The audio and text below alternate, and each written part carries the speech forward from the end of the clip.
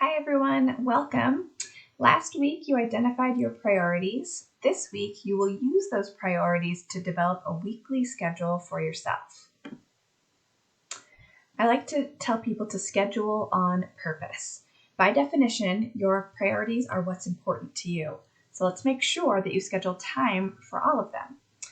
Knowing your priorities helps you, number one, to proactively create a schedule that includes all of your priorities so you don't have to wonder when you're going to fit them all in. This allows your brain to focus on what you're doing at any given time because you know you have a plan for doing the other stuff too.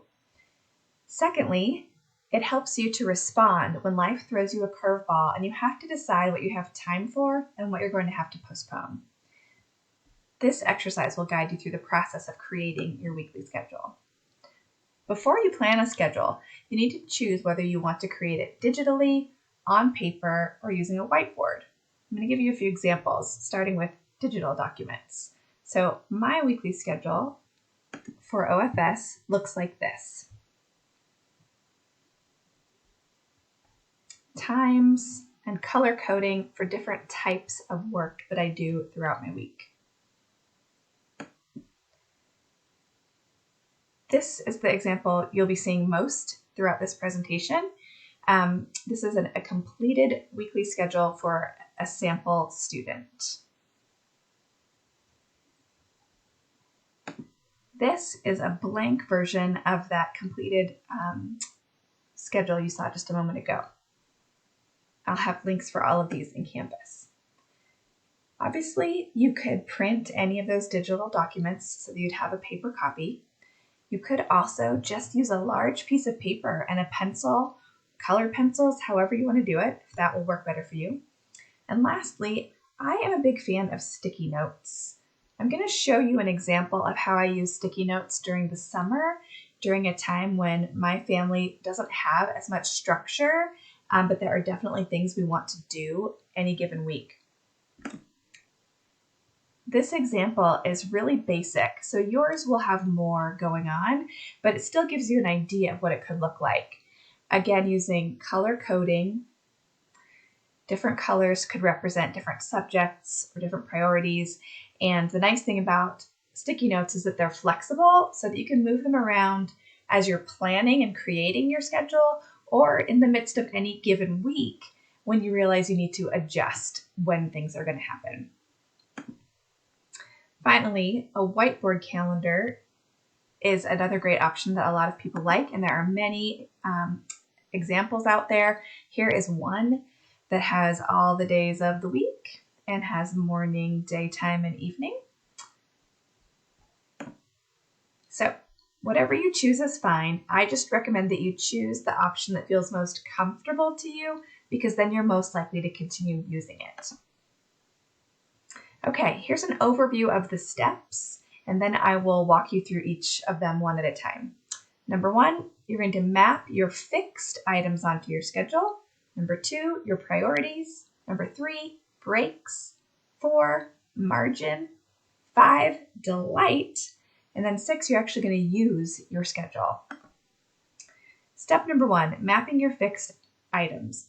You're going to write down things that happen at a set time, such as scheduled classes, whether on Zoom or in person, sports practices, music lessons, etc. This student has piano every Monday afternoon at 4 p.m., English Tuesdays and Thursdays in person, and leadership Wednesday mornings in person. These happen at a set time. You need to do those first so that you can build everything else around those. That step is pretty quick and easy usually. Step 2, on the other hand, is the biggest step, mapping your priorities and fitting them all in. To do this, you are going to refer to your priorities from last week and then go in order of most important to least important. Starting with the highest priorities, you're going to map them onto your weekly schedule based on your productive energies. And what I mean by that is, when does your energy best enable you to complete different things? So let me walk you through an example. This student enjoys science, so she plans to start her week with it.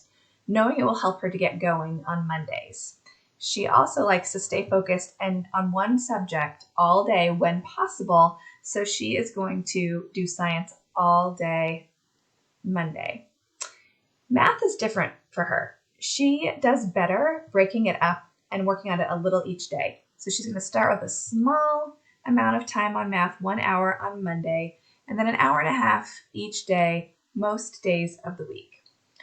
She's also choosing to complete the assignments for her in-person classes later in the same day that she has that class while it's still fresh in her mind. So for example, leadership class probably won't have a lot of homework, but she's still going to do it right away when she gets home after being in person. For English, she's similarly going to do it. She's actually just going to stay in person at study hall and do her English right after class. On Tuesdays, she's giving herself a chance to get some math done with help at study hall, but then she's going to finish whichever one she didn't finish earlier, English or math, later that same day. You'll also notice that her other priorities are included, such as getting exercise, helping with family chores, having dinner with her family. And then in the evenings, she plans to have time for herself. Let me switch to this one where I can scroll down. She's listed things that are important to her: friends, youth group, doing art or being creative, de-stressing, having fun, and then winding down and making sure she gets enough sleep each night.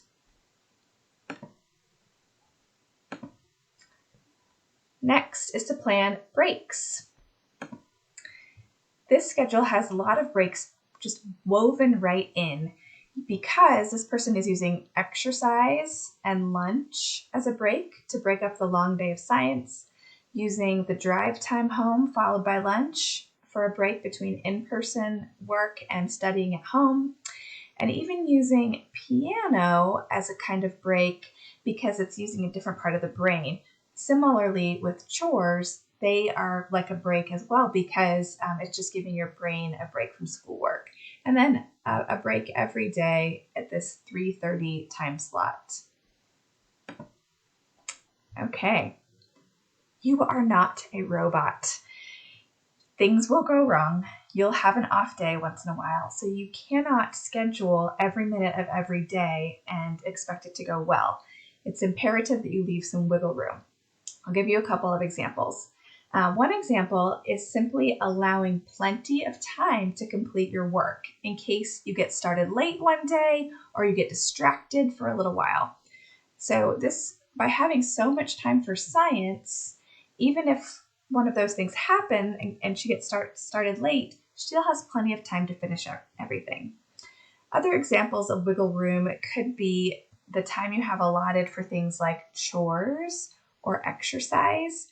For example, maybe if you don't have enough time to finish one day, you exercise for half an hour instead of an hour. Or maybe another day, you finish your schoolwork during this chore time and you do your chores after dinner instead of before.